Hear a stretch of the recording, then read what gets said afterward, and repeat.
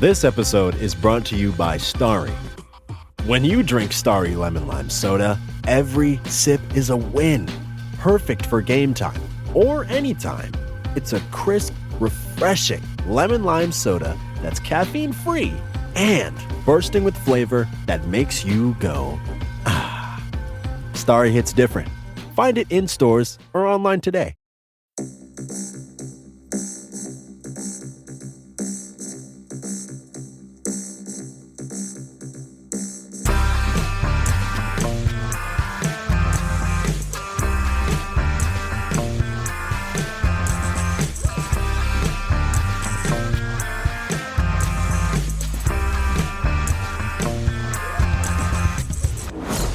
And hello, welcome to Unequal Sequel Extra. Your point of conversation, the point of meeting, the point of time. It's all about sequels. I don't know where I'm going with that. To be honest, me and Rich. That was just nonsense. we tried an intro, and I forgot the name of our podcast. So, so far, it's strong, but... We've had 5 goes at this introduction now, so if this one's not good, just what you're getting. This is the best one. Yeah, hello, welcome to Unequal Sequel, where we talk about sequels and all things sequels and everything fun about sequels, and good and bad, and basically it's all about sequels. Did I mention it's about sequels? I think you did. Yes. I think you did. My name is Dave. I'm one of the 2 hosts of this, fun podcast, and Rich is the other host, and he talks. Oh my God! What has happened today? How are you? Are we just trying to? Well, I'm not sure what I am now, mate. Oh dear! I think we've somehow picked the dialogue from this intro from the movie that we're going to talk about today. Yeah. Do you want to tell them what we're doing? Yeah, we're doing an anniversary special. And because we don't like to pick good movies, we've chosen Die Another Day, the last of the Pierce Brosnan movies. Some may say the end of Pierce Brosnan's career. I think that's a bit harsh, but famously, go back and we did a Best Worst Dream Bond episode when we just picked, me and Rich picked our Bond picks, and this was my worst then. Yeah. I hadn't watched it by that point. I hadn't rewatched it, I don't think. I have now rewatched it. The anticipation to see if it is still the worst Bond film, I will let grow for a while. But this came out 20 years ago. I want everyone to feel really old now. 20 years ago. I've got to be honest with you, I thought it was longer.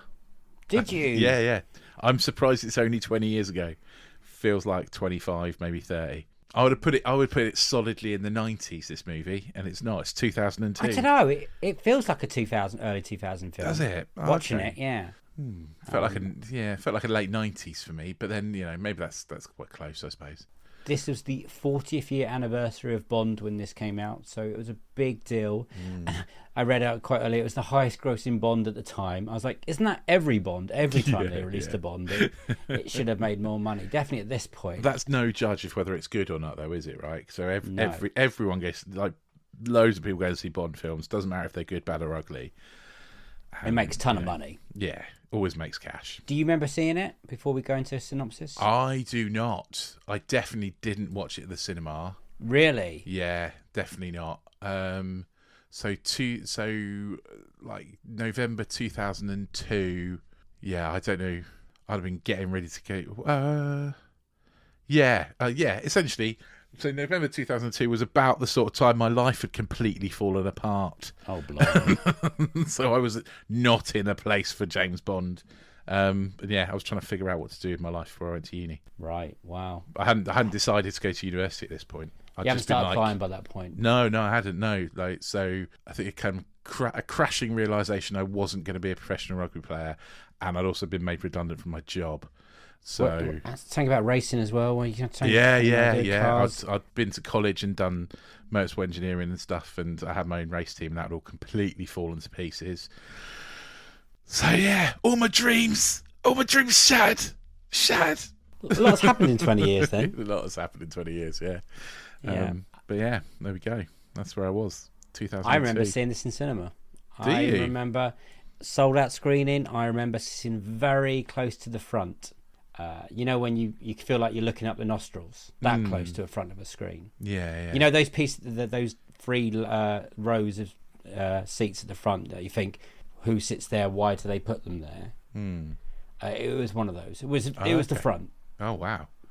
So you were very close. Yeah. So I didn't believe it was that bad until I rewatched it. To be honest, this one, because I was like, I think I watched it on DVD or video or something, like after it was, before I went to uni, but after it was, you know, I didn't watch it at the cinema. And all I kind of remember is Invisible Car and Halle Berry. well, I can understand why a man of our age at that point would remember Halle Berry. 22-year-old man. Like, I was like, Harry Berry in an orange bikini. That's all you need there. to know. That's all I've got. Shall you? When I say you. Yeah. Do you want to give the listeners the synopsis? Yeah. You prepared for this I'm one? I'm gonna try, because it's somewhat complicated. It's so lazy. But okay, we'll get into that. Okay, so James Bond is captured by the North Koreans and held prisoner. There's more to it than that, but I'm skipping over it because it's all bullshit. And then is finally released after the government does a deal for a North Korean prisoner that they've got. But Bond is convinced that there's someone inside MI6 who is betraying him. And then, he basically does a runner from MI6. They revoke his license to kill, and he disappears off to Cuba to go and live his life, but also determined to figure out what's going on for some reason. He doesn't go to live his life. He goes to find what's his face? Zhao. Yeah. Sorry, he goes to go and find I think you're thinking one of the later Daniel Craig ones when he goes to somewhere to try and live his life. Yeah. Keep going. You're doing great. Probably right. I think I'm wishful thinking. So there's this Zhao guy who's one of the North Koreans, and then there's this mysterious millionaire called Gustavo Graves or something, something like that. You're right. You're nailing it. And there's some sort of giant laser, and they go to an ice palace, and I'm lost. Like that is like, I'm sorry. I wish I could do it more quality in there, but it's fucking awful. Yeah, it does take a bit of every film that you've watched recently. Yeah, just before too, but like there's a little bit of Face Off. There is a bit still, of that, isn't there? Oh man, it's so I was surprised when I rewatched this movie. Like, obviously the first kind of couple of minutes of the surfing is really stupid, and looks like a Sega Mega Drive game. But actually, I was kind of on board for the first 20 minutes or so. Like, Bond fucks up. Like, he gets captured. Did you notice anything different about the credits? No. It's the first time they've ever incorporated the storyline into the credits. Oh, right, okay. So he's getting tortured throughout, basically. What I noticed was the song is awful. Oh, yes, the Madonna song. I will get to Madonna in a minute. But the song is terrible. He gets captured, which you don't Bond doesn't make mistakes very often. So I was like, I'm down for that. It's quite different. And, like, they kind of break him. He's there for like 14 months. He doesn't escape. There's no daring escape from Bond. Like, he gets released because the government do a deal. So, it's kind of a different... I was like, this is a bit different. This isn't like infallible Bond. And I thought maybe we're going to go in a direction where he's all broken and he's got to rebuild his life again and stuff, like the Daniel Craig one we talked about. But no. Do you think they did the surfing bit just to set up the later surfing bit? I think they just did the surfing. Or did they think that was cool? I think they just did the surfing bit because surfing was quite cool at that point. But maybe they did set up the next bit. The second surfing bit is the fucking most awful thing I've ever seen. Like, my God. That's worse than Ghost Rider, the CGI on that. The CGI in this film, I think we'll keep coming back to it, is atrocious. Appalling. It seems like it's not even well rendered because it keeps I mean, not being Jotaro. funny, but it was appalling in 2002, right? It's Mm. not just that we're judging it by modern standards. It was appalling by the standards that we were making movies in our first year of university in 2003 that looked better than that. Like, Do you think this film was already on a back foot as soon as... Because I think Bourne Identity came out like 2-3 months before it. yeah, I think that would have... And do you think when they watched that, they thought, fuck, we're in trouble now? Well, By that point, it's too late. It They did have a can't change massive the film. rewrite, though, didn't it? And Well, it's a Bond film. There's always rewrites Yeah. and reshoots. I don't want to go too much into that because they always go back. But do you think people have seen Bourne and Bourne set up I mean, Bourne kills the Craig? James Bond, basically, isn't it? As we knew it. Like, Yeah, I think that was the final nail in the coffin for the Pierce Brosnan era of Bond. yeah, I think, absolutely. I'll give you one thing. I think Brosnan looks absolutely amazing in a suit. I think he rocks a The suit. man is a dashing gentleman. His relationship with younger women makes me feel a little bit... I did want to ask you about this. Did you think it's a little bit Roger Moore-ish in A View to Kill? I think it's awful. It genuinely makes me feel icky until I get to the end and with Moneypenny, and I was like, oh, finally, an age-appropriate woman for Bond. And turns out it's all virtual reality. It's all And virtual actually, reality. Moneypenny's just rubbing up on a desk. Thinking about I mean, Bond. she has to get her kicks where she can. She's been trying for that for ages. Yeah. I agree with you. I finally thought at the end of this film first, I was like, oh wow, they're actually Moneypenny's going to get a bit of love in here, and then they pulled the rug from underneath our feet. So we're going in. We've already seen Bourne. The CGI is bad. You've heard probably some of the stories about reshoots and whatever we just mentioned. Yeah. You didn't go and see it in the cinema. Nope. So I'm guessing at Not this a big point, Bond fan, you see. So it's you're not a really my big kind Bond of- fan. I'm not a massive Bond fan, but I did go and see it in the cinema. I mean, how bad must it have been for us to be disappointed into it at that period? Oh yeah, probably pretty bad, to be honest. Like, I mean, mean, I would have this been is won how- over this just is by how the low- Jaguar yeah. with a big gun on it. You know, that's like. I actually went and saw that at the British Motor Museum last week. We went, Did you? Yeah, we went for a little visit with my son for half term, and yeah, we saw that in the British Motor Museum. So, The one with the gun on the back. the one with the gun on the back, not the, The green one? Yeah, the green one, not the invisible one, obviously, because it's invisible. I do have to ask about the invisible car because you know about cars and you're quite technology savvy, right? Is that possible? 'Cause No, at the of course it's time not I was possible. like, this is. You can buy a lot into Bond, the gadgets and whatnot, but even for me, that was one step too You would far. need about 1 million cameras around that car, projecting like 1 million. No, it isn't possible. Essentially, I don't. Okay. I don't. But by all means, prove me wrong. But I know I'm not some gonna prove people you have invented like an invisibility cloak, like a Harry Potter invisibility cloak, but it only works if you like hold it up like a sheet, and it's got a camera Right. and then it reprojects onto it. But not a 3D image like a car. Isn't I that what don't they've done in think- one of the Mission Impossibles? They've used something like that. Yeah, I think so. Yeah. I feel. Yeah, like because they it's- move it along with the down the corridor, don't they? And Yeah. the bloke sat there. Yeah, I think that's more achievable. It's weird when you talk about Mission Impossible because that always feels like it's moving with the times a little bit.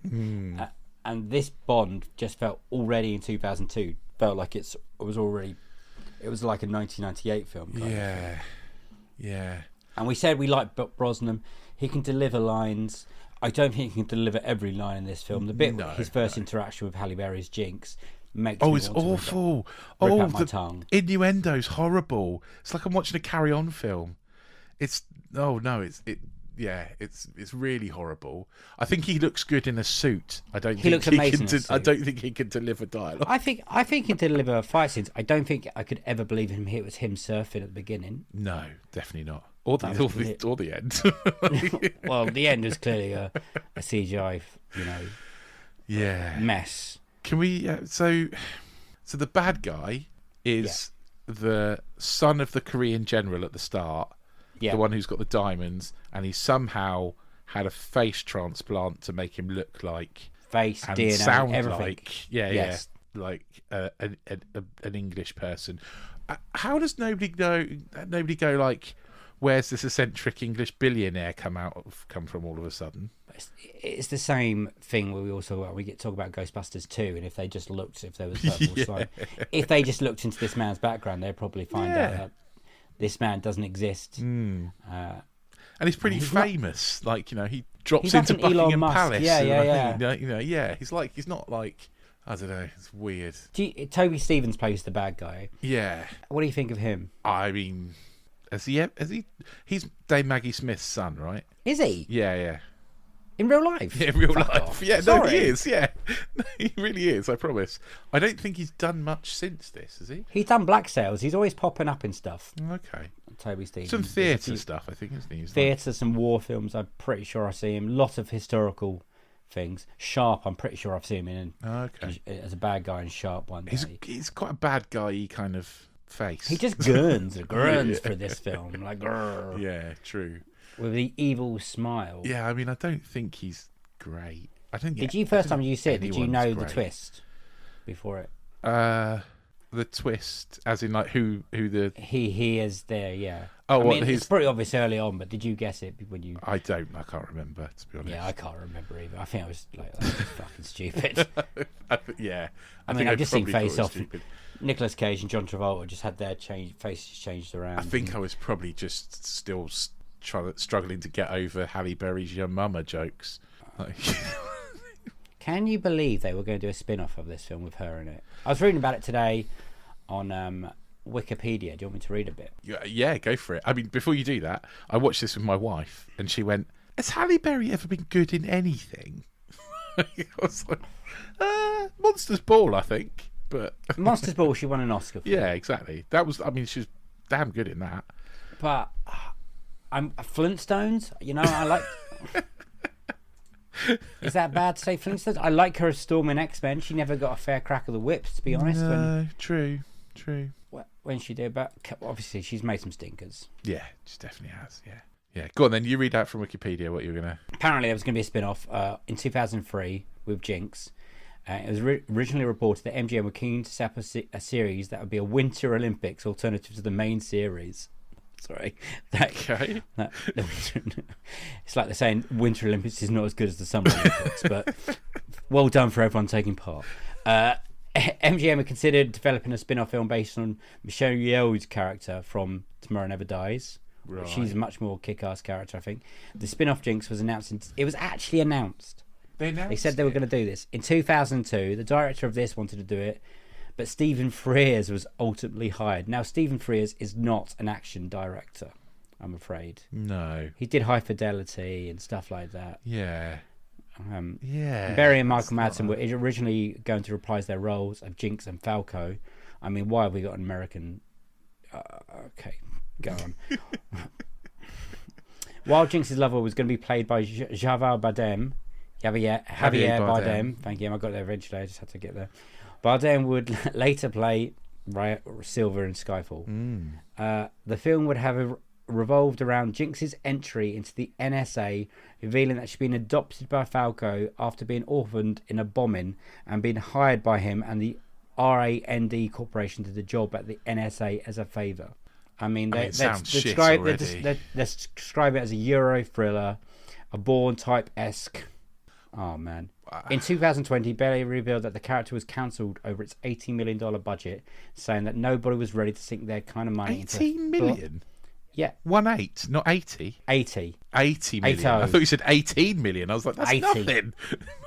80. Nobody was ready to sink their kind of money into a black female action star. Oh, that's a shame. Purvis and Wade, the writer, said the decision was ultimately influenced by the failure of several films with female stars, including Charlie's Angels, Full Throttle, and Lara Croft, Tomb Raider, The Cradle of Life. Okay, right. There's a lot to delve into that. There's a lot to delve into that. It's a massive shame that it got cancelled, because it would be nice to have a black female lead of an action movie, to be honest. Especially but also, it sounds fucking awful. Well, the problem was that the disappointment in the box office. Actually, this made money, so they probably not that. But the critical reception stopped Pierce Brosnan because he was too old at this point as well, guys. Yeah.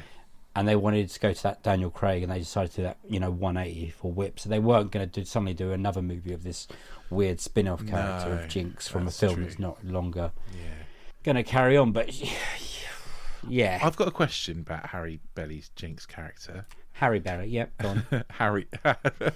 Did I say Harry Belly? I think so.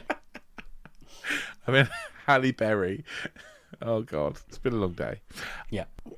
So her and Pierce Brosnan are, getting down to it, and she stops mid coitus and pulls out a pear from nowhere. Where'd she get that from? Where was that? Where's she hiding a pear? I don't know. A bit steamy though for Bond, wasn't it? It was a bit steamy A for woman on Bond. top. Yeah, I know. But the pear? What the fuck? It was very unsexy. The whole of so unsexy. those two together, Oh, for me, yeah. wasn't yeah, it was a combination. And so when you got Rosamund unsexy. Pike as well in it, who's also trying very hard. And Yeah. ultimately is. I mean, you look at this and then you look what she did in. Why can't I think of the film when she. Gone Baby. Not Gone Baby, Gone. Gone Girl? Gone Girl. Thank you. When she really is a Yeah. She's amazing in that. psycho bitch. Yeah. You can see her growth from. Oh, yeah, This is one of her absolutely. first parts to. Yeah. To Gone Girl. I mean, I don't think I can blame Rosamund Pike too much for this, because obviously I think everyone's bad in it. And so that's Yes. got to be down to the writing and the directing, surely. It's not down to the actors. Yes. Do you know what the director did after this? Went and sat in a dark room and thought about what he'd done. You watch this and think, Triple X is pretty hot right now. Oh, did he do Triple X? Triple X 2 Right. directly after this. Okay, that makes sense. I think that's hilarious. But yeah, I think they literally watched Triple X and thought, this is what we need to do. Yeah. We need to have more extreme sports. I mean, we've got a car that can drive over ice really quickly. And fencing. Fence. Right, do you want to get into Madonna now? Oh, yes. What the hell? Like, She must have got the deal, right? I'm going to do the song. Okay. I'm going to act in it. what has happened to Madonna, and who replaced her with a malfunctioning robot? Like, it's just like, Mate, this is 20 years ago, so... oh, her line delivery is ridiculous. Yeah, but I don't want to be horrible to Madonna. Brilliant singer, icon. Yeah. Acting. Yeah. No. Evita, she's good in. Don't cry for me, Argentina. Yeah, true. But in this, she's like, Awful. something about. But one line she goes, "No, I don't get involved in cockfights." Like, what happened to you? It's like she had it in her ear and they were just trying reading it out to her. No, it is She was bad. like a robot that had gone wrong. Like, In a that's series like- of bad things, she really sticks out. I mean, for being a bad yeah. thing. There are a few things that stick out in this movie, and Madonna is one of them. For two reasons. For two reasons, because the song is awful. Song is I still don't think it's Jack Black and Alicia Keys awful, but it's still. Oh, you think it's worse? Talking of sound. It's not good. What the hell was going on with there was a bit where they're on at the ice thick place, and the car chase is happening, and every time Which the is quite camera, cool. but every time the camera moves, there's a whooshing noise. Well, that's And what's 2002. that about? That's MTV Movie Awards kind of thing. This is what I'm saying. At this point, the early 2000s, they're still trying to find their feet of what that era is going to so look like. off-putting. It's like so off-putting. Yeah, well, that's what's come off of the early 2000 films. It is bad. Yeah, true. Especially from 2000 to 2002, I would say is incredibly shit. And then, it starts getting a little bit better. Yeah. But Yeah. So then we get John Cleese as Q, who he was introduced in the last one he was like Q's apprentice, wasn't he, or something? because Desmond Llewellyn. Is it Llewellyn? Yeah, I think. Sadly yeah. passed away just before this film, but they did that brilliant Passover bit in World Is Not Enough, which is actually really touching because he kind of says bye and the elevator goes down. And at that point, you didn't know, but that was the last time you'll ever see him.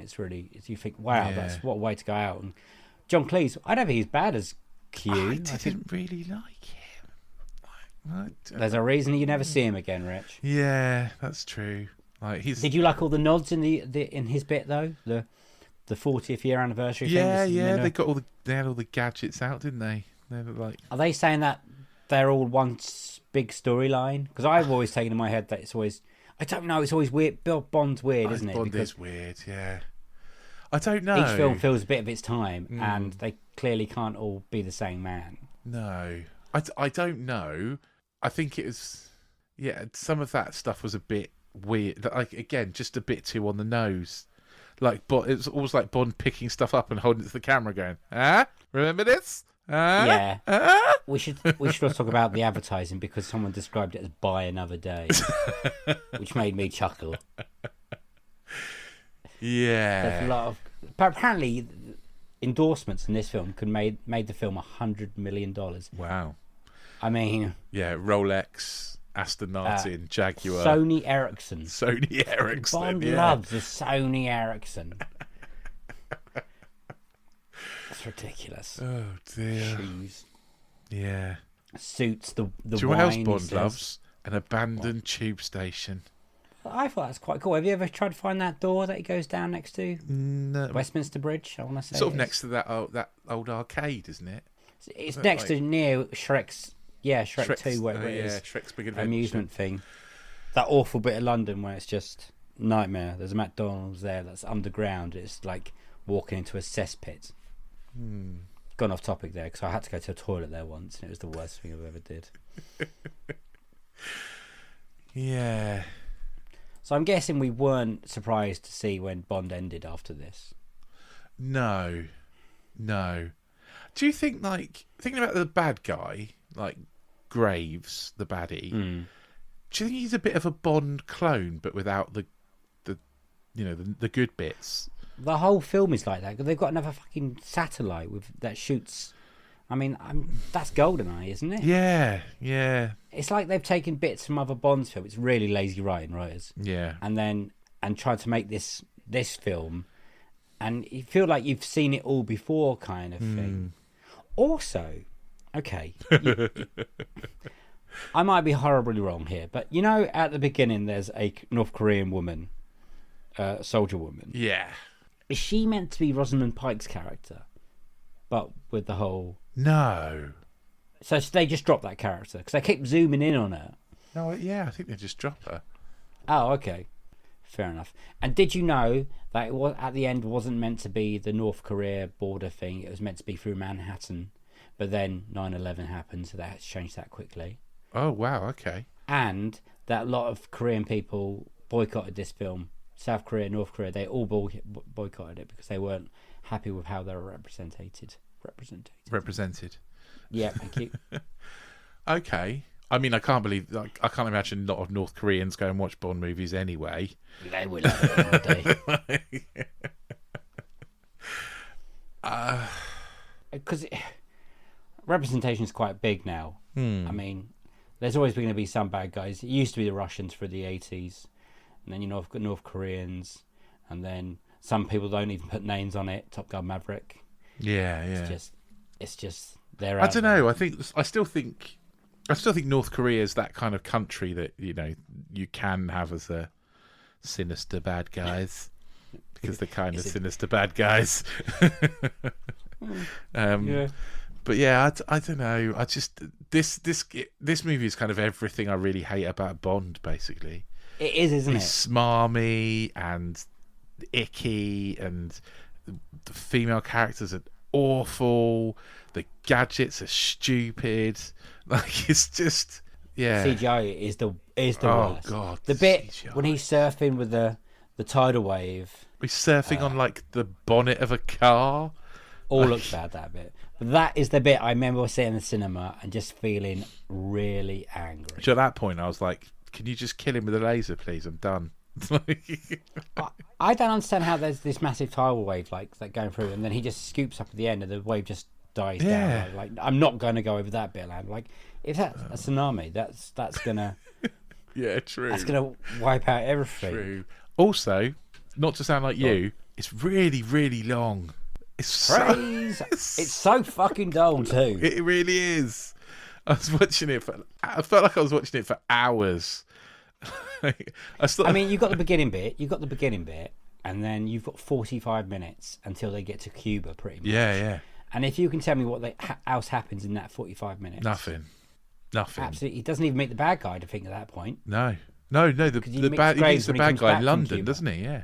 Oh, because you meet the other guy, the diamond face guy, Yeah. who was also in Fast and Furious. He was so hot right now. I don't know what he's done since. What isn't it?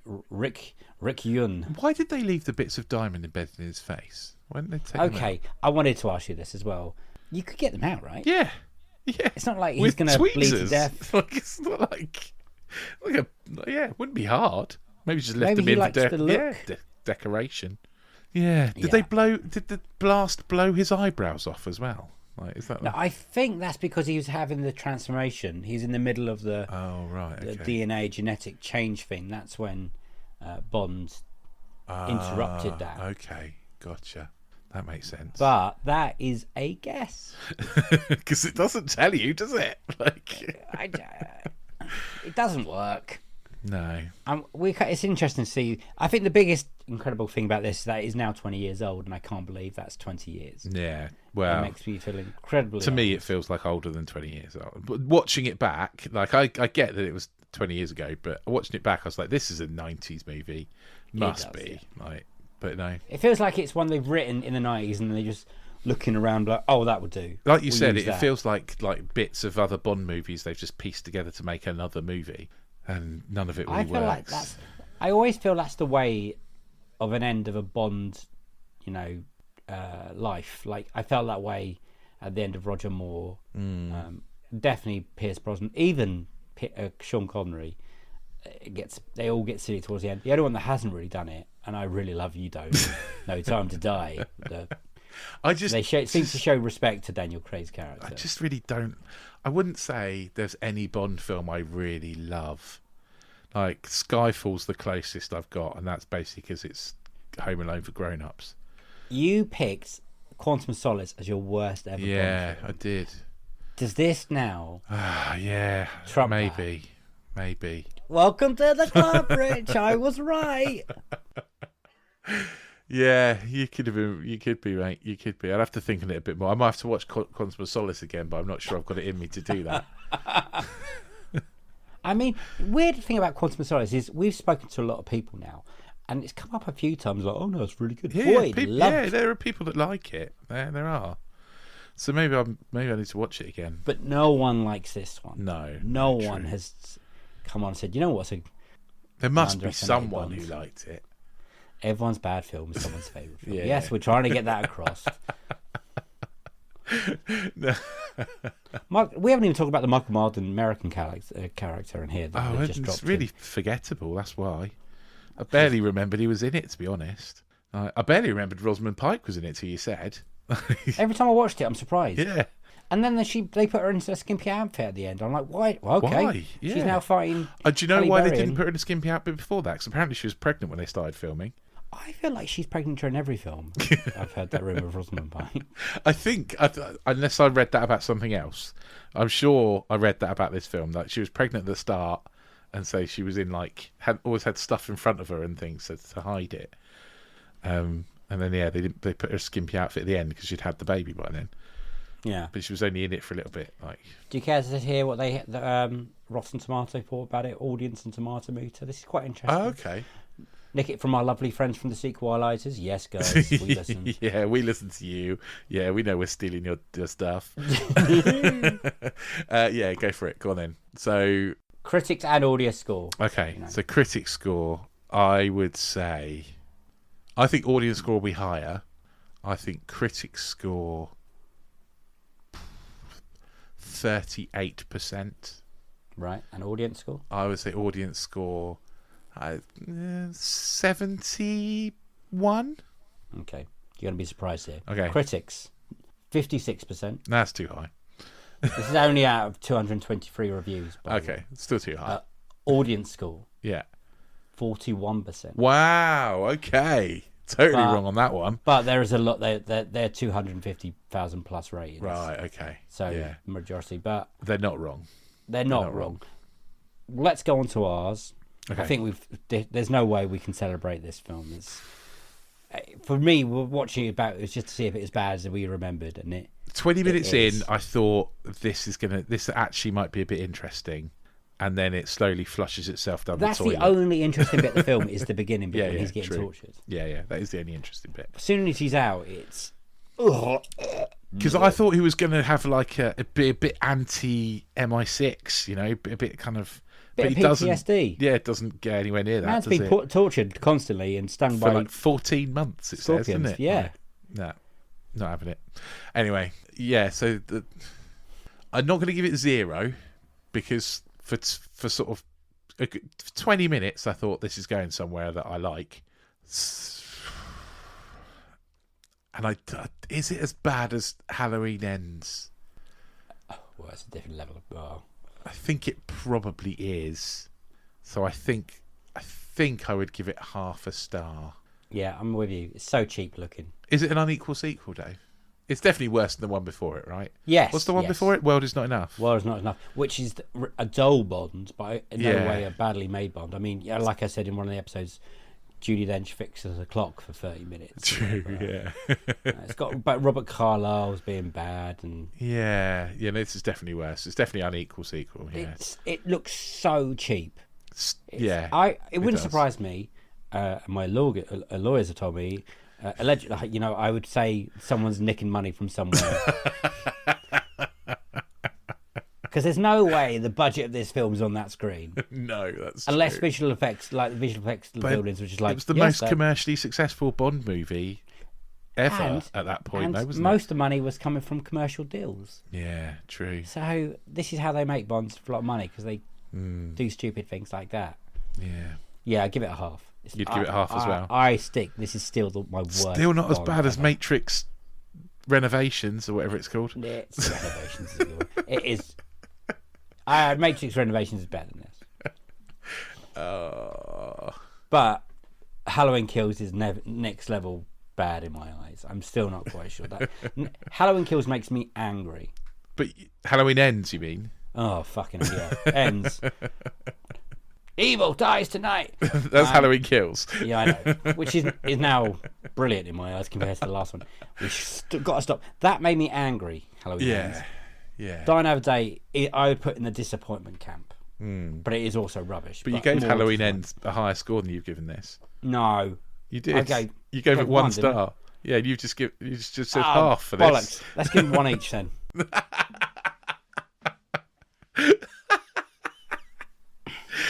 Oh, good. Going well. Good. See us out, Rich.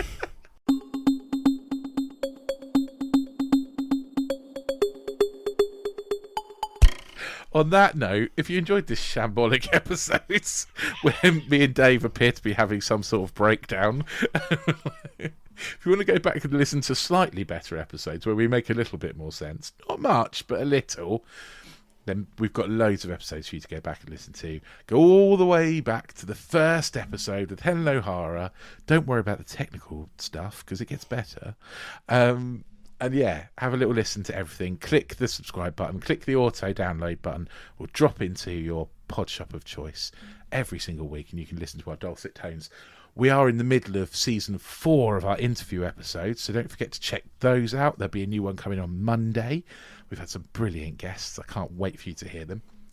And also, if you love us, like really, really love us, you could give us a little review. Give us a heart, give us a 5 stars, type us out a little review on Apple Podcasts. We'd really like that. But if you do really love us, you might want to hear even more from us. And so each of our interview episodes, we've done a sequel. So there's a sequel to each of the interview episodes, and you can only get it exclusively on Another Slice. So go to www.anotherslice.com/unequal sequel. You're able to find us there. You can subscribe for $2.99 a month, and that will get you a bucket load of extra content. It'll also give you the chance to tell us what other extra content you want us to do. So we're planning loads of other things, loads of exciting stuff that you'll only get if you're on Another Slice, if you're a subscriber. So go along and check that out. I think we're going to run some competitions to maybe give some subscriptions away. So maybe keep listening out on that. But yeah, if there's stuff you want us to do, if there's things you want to review, if you completely disagree with us and think Die Another Day is the best Bond movie ever, then let us know. We're on social media at Unequal Sequel on Twitter and Instagram, and you can also drop us an email, unequalsequel@hotmail.com. Brilliant. I mean, we're still on Twitter until it burns to the ground, right? Oh yeah, of course, yeah. And don't forget, obviously, all of our interview episodes and these extra episodes will always be free forever. On all the platforms. On all their platforms. The Another Slice is a load more stuff. So. Yeah, I think we decided we're going to do something. I'm going to try and think of a catchy name about franchises, like franchise filler franchise. Anyway, we're going to pick a franchise and watch it one by one, but they're not like your typical franchises. No. Weird. So me and Rich are quite excited. I'm quite excited about it, actually. Yeah. Not. Excited's a word. It's going to be a bit exciting, but really excited to get started on that. And I've got nothing else to say. So you've got anything else to say, Rich? No, that's me. Okay, it is a fare thee well from me, and it is a goodbye from him. Bye! See you on the flip side. Go and watch a Bond film, but a good one. Not this one, for fuck's sake. Which one would you suggest? Skyfall. Actually, Skyfall is 10 years old, I think. Is it? Yeah. Should have done that.